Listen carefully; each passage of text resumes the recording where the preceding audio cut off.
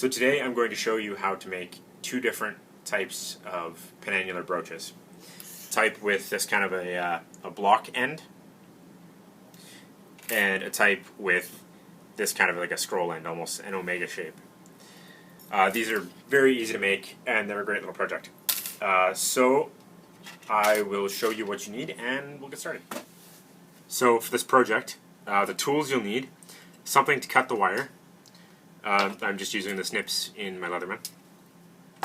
Some kind of either scrolling or needleless pliers. A hammer. Doesn't matter if it's a ball peen hammer or a claw hammer or anything. Preferably something that's designed to hammer metal. Claw hammers just usually aren't up to the task, but will work in a pinch. And the wire to make it out of. The better gauges to make the wire out of are around 12 to 10 gauge. It's sort of just a little bit better, and that's for the outer ring. For the pin, 12 gauge or 14 gauge is probably the best. It's strong enough that once you hammer it and work hard in it a little bit, it gets stiff enough, but it's also thin enough that it's not going to cause any problems. And so you can use brazing rod. It comes like bronze brazing rod, or if you can find it, thicker copper wire. This is all I have, so this is what I'm using. So let's get. Oh yeah, last thing, you need a metal block to hammer on, either an anvil-shaped object, or some kind of a bench block, or pretty much any metal object that you don't mind it getting a little bit damaged if you hammer on it, preferably steel. So that is that. Actually, a good anvil that people can use if they have a vise is actually by taking a sledgehammer, like a 10-pound sledge, sticking it in the vise with one side in the vise, and then using the face of the hammer as an anvil. So sledgehammers work that way. Even just a big ball peen hammer will work as well. Anything bigger than the hammer that you're using, and big enough to sort of take the light impact of hammering the copper. So I'm going to move the camera and we'll get started. So for the first kind of brooch, you're going to want to just take a straight piece of wire and sort of pick a dimension you think will work for what you want to do, and you just snip it off at that length. And then you just take sort of a nice easy arc, and you just sort of roll the end over just like that. And then to make it a little bit easier on yourself later, you can sort of stick the pliers in like this, and then just bend it so that it's a little like that. And then you do the exact same thing on the other side, just lining up the direction that you're bending it, so that it's bent in the same way. And there you go. So now you have sort of this weird hook kind of thing. And now what you want to do is bend this all into a sort of semicircle. And you can bend it around an object if you have something that's the right size for what you want to do. I like to just kind of eyeball it. And so you sort of get about halfway, and then switch sides and sort of keep it rolling pretty well.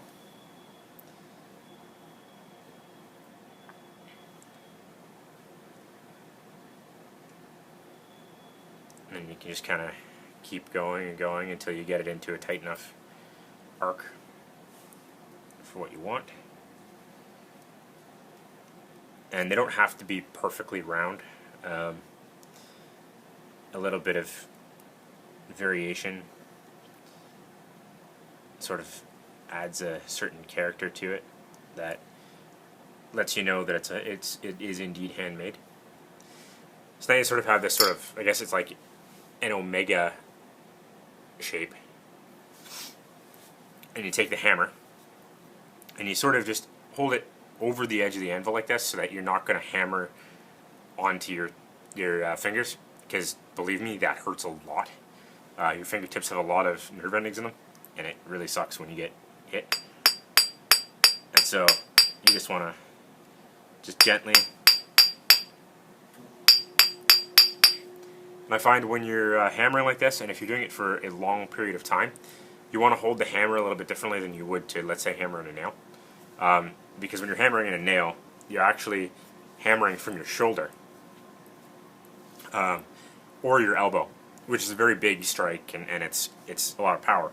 When you're doing these types of things, you're hammering from your wrist, and if you hold the hammer like this and you hammer from your wrist all the time, your wrist is taking a lot of impact, and so it will hurt like crazy later on. I know a guy who was a carpenter, and he was doing roofing, where you're hammering like this a lot instead of doing big strikes like you would with framing. And roofing wasn't something that he was doing all the time, and he sort of picked it up for that. And little tap, tap, tap, tap, tap, tap, and he ended up with wrist problems. And then, when he stopped doing that job, the pain went away. And so I figured when I started to get wrist problems from doing a lot of copper work, I would just try and figure out a way to change up my grip.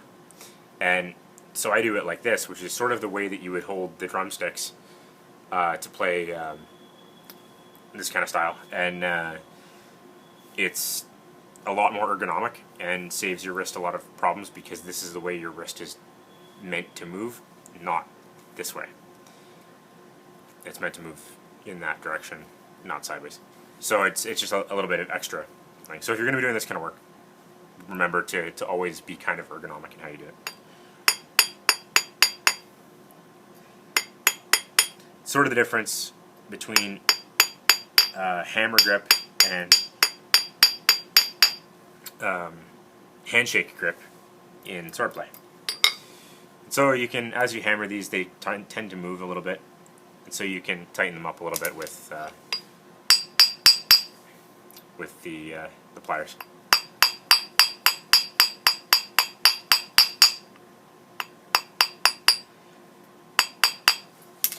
So now you have your brooch kind of semi-flattened out, and you can sort of adjust the distance around so that the pin doesn't have too much to go through. So now what you want to do is take the end of your wire, make it as flat as you can, or as straight as you can, and then you want to take about 3/8 to half an inch, and just flat it. Just put a flat on it. And you take your pliers, and fairly large, not large enough to slip past the ends on the brooch. You want to create this. Just scroll it over, so you have another loop, like you did to start these guys, and that will be where it attaches to the brooch. And so you want to kind of open it a little bit there too, so that you can actually slip this guy on there. And then you want to use your pliers. You can use your scrolling pliers, but I find that the flat needle nose pliers work a little bit easier to do this than the scrolling pliers do. And you just sort of pinch it closed. So now this piece is captive on the pin, and then you just take it in its lengthwise form, and then you want to go maybe a 1/4 inch or so past the end of the brooch. Cut it off. So now you have this flat end that is not really any good for what you want to do. And so what you want to do now is just hold it on an angle and hammer it on an angle on the edge of the piece of metal to sort of flatten it out. And you're basically just drawing a little bit of a taper on the end, kind of just making a little bit of a diamond point.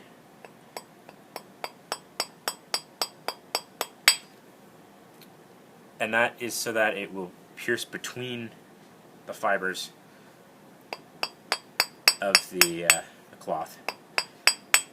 And you can kind of round this out a little bit too, so it's a little more smooth. And then I would give the pin itself a bit of hammering, just flattening it out, just very gentle, just flattening it out, straightening it out rather, and work hardening it a little bit so that it's less likely to bend on you.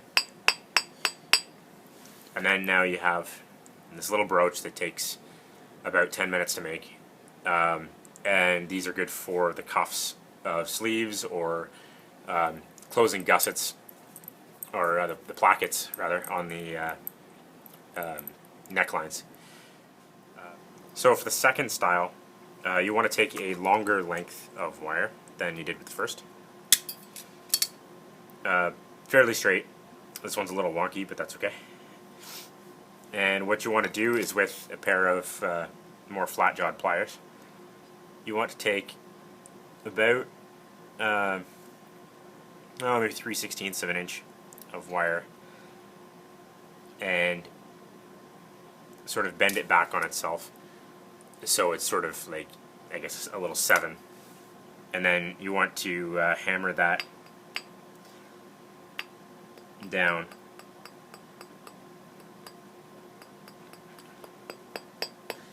and flatten and sort of blunten it down so that it's into sort of a more rectangular shape than a wire shape.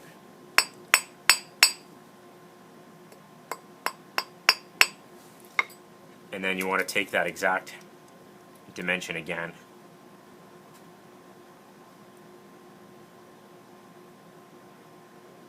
and bend it back the other way.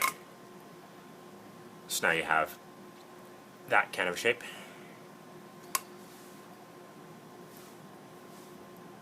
And this can be a little bit tricky because the wire wants to turn in your hands.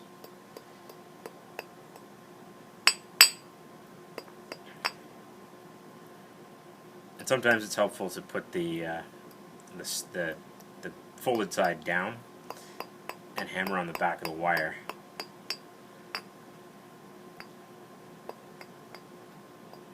And it's just very, very gentle taps at first, and then you can give heavier taps and flip it sideways. And you want to square up the back edge of this as well.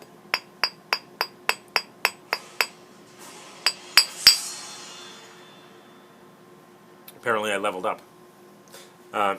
So you have this going on. And then you want to do the exact same thing to the other side. So now that you have the ends more or less symmetrical, it's time to bend them over, which is the same process as the first one. You can use any kind of thing that you set up to be like a jig. You can bend them by hand with just your fingers if the wire's flexible enough. If you have the right pliers, you can do it easily with these scrolling pliers, which are available from pretty much any craft supply place like Michael's or Joanne Fabrics or something like that.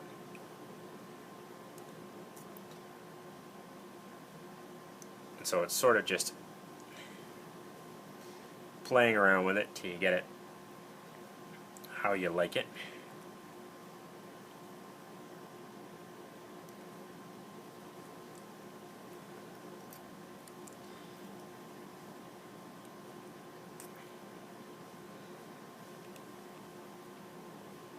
So I'm kind of content with that design, and then it's just a matter of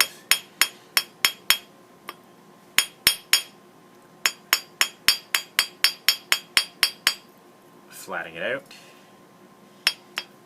Ow. I should listen to my own advice, right?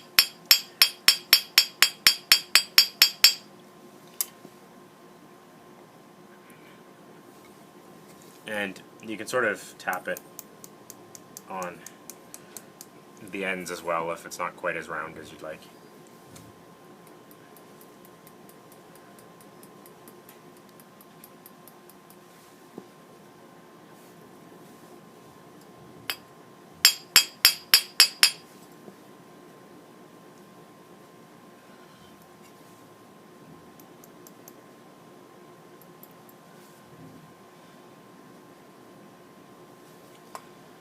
This one, I'm not a huge fan of the style. I prefer the scroll ends.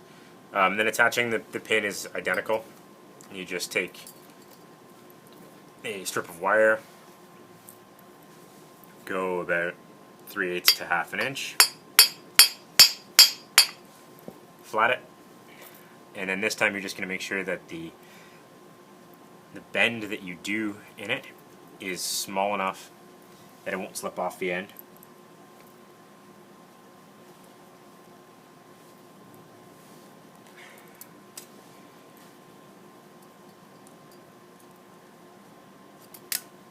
With the brooch, and then it's a matter of just sliding this in,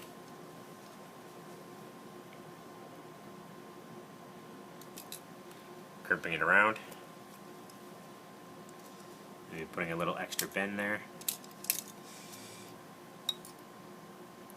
lining it up, cutting between 1/4 and 1/2, and then forging the tip.